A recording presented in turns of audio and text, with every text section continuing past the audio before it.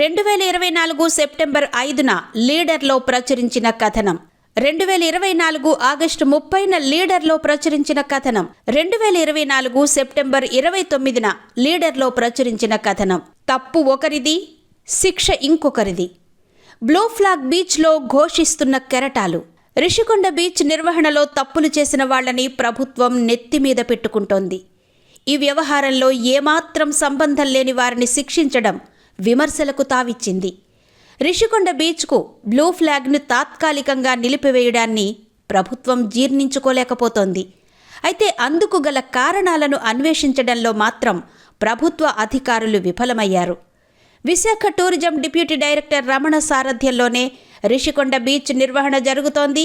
ఈ బీచ్లోని కాంట్రాక్టర్తో రమణ లాలూచీ పడ్డారనే ఆరోపణలు కూడా అనేక నెలల నుంచి ఉన్నాయి. ఇక్కడి విచిత్రం ఏంటంటే, జిల్లా టూరిజం అధికారి జ్ఞానవేణి డిప్యూటీ కలెక్టర్ ర్యాంక్ అధికారి.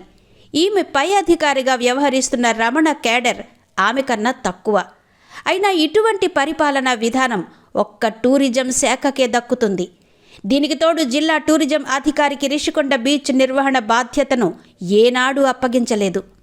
ఇందులో భారీగా సొమ్ములు కాజేయొచ్చు కనుక బీచ్ నిర్వహణను డిడి రమణ తన చేతుల్లోనే పెట్టుకున్నారు. రిషికొండ బీచ్ సుందరీకరణ నిర్వహణ కోసం ప్రభుత్వం ప్రతి నెల 10.8 లక్షలు ఇస్తోంది. ఇందులో 6.50 లక్షలు పనులకు కేటాయించాలి.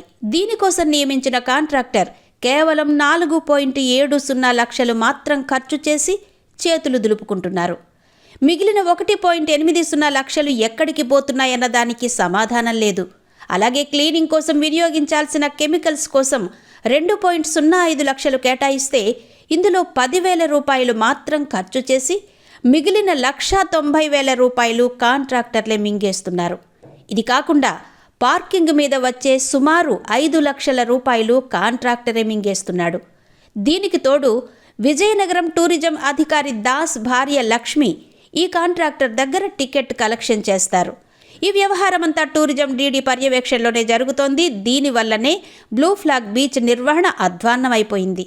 2024 ఆగస్టు 30వ తేదీన రిషికొండ బ్లూ ఫ్లాగ్ బీచ్లో అవినీతి కెరటాలు అని శీర్షికతో లీడర్ వాస్తవాలను వెల్లడించింది.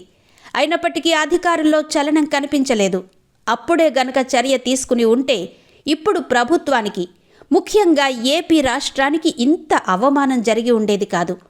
అయితే జరిగిన అవమానం ఎలాగూ జరిగింది.